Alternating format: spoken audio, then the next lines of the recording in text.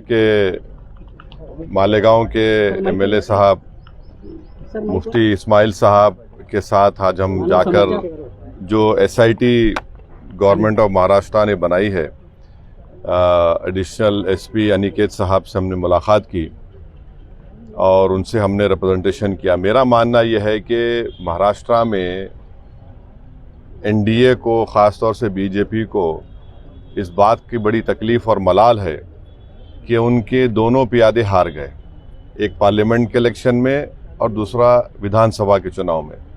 तो इसलिए वो अपनी शिकस्त को हज़म नहीं कर पा रहे हैं और गैर ज़रूरी तौर पर इस तरह का उन्होंने एक एसआईटी तश्कील दिया है। आप हमको ये बताइए कि आप लोग तो देख रहे हैं कि जिन लोगों को गिरफ्तार किया गया है वो तमाम के तमाम तो भारत के नागरिक हैं, उनके वालिद नागरिक है, उनके भाई, उनकी माँ, उनके रिश्तेदार नागरिक है। उन पर जो केस बुक किया गया है वो डॉक्यूमेंटेशन में गलती एरर हो या कुछ वैसा है। ये कोई रोहिंग्या बांग्लादेशी तो है ही नहीं, ये लोग ना कभी मालेगांव में निकलेंगे।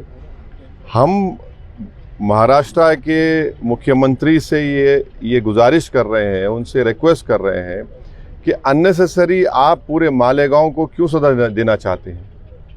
और आपका जो एक्ट है, वो जो बर्थ एंड रजिस्ट्रेशन एक्ट है, ये एक्ट है, इसमें आप देख लीजिए सेक्शन 15 जो है, सेक्शन 15 में क्लियरली लिखा है कि अगर कोई डॉक्यूमेंटेशन में एरोनियस गलती हुई या फ्रॉडुलेंट हुआ, इम्प्रॉपर मेड हुआ, तो उसको आप करेक्ट कर सकते हैं, कैंसिल कर सकते हैं। और सेक्शन 24 में आप देख लीजिए, उसको कंपाउंडेबल बना दिया गया है, पावर टू कंपाउंड ऑफेंस। तो आप इसको इस्तेमाल करिए ना। और ये खामखा एक इलाके को बदनाम करने के लिए, जो एक ज़्यादा तादाद में अल्पसंख्यक समाज के लोग रहते हैं कि रोहिंग्या बांग्लादेशी तलाश करो। जितनों को आप गिरफ्तार किए वो तो सब भारत के नागरिक हैं। पेपर में गलती हो सकती है। तो हम एडिशनल एसपी साहब से बोले कि आप यहाँ पर जो लोगों को बुला रहे हैं उनके साथ एक आदमी को अकम्पनी करने दीजिए, और जो धाराएं लगाई गई हैं 120B, इतने सीवियर धाराएं हैं, उसको दोबारा हम उनसे बोले कि आप देखिए उसको। और हमको लगता है कि अननेसेसरी मालेगांव को गैर ज़रूरी तौर पर पार्लियामेंट और असेंबली में उनको शिकस्त हुई तो कोई कंप्लेन कर दिया और आप इस तरह के एसआईटी बना दिए। तो ये हमारा ये मानना है कि यहाँ पर ना कोई रोहिंग्या है ना कोई बांग्लादेशी है, मगर जो गिरफ्तारी अमल में आई है वो तो डॉक्यूमेंटेशन के ऊपर है। तो इसलिए हम उम्मीद करते हैं कि हमारे अनिकेत साहब और उनकी टीम और ख़ास तौर से महाराष्ट्र की गवर्नमेंट इसको रीलुक करेगी, इन्होंने जो स्टेप लिया है।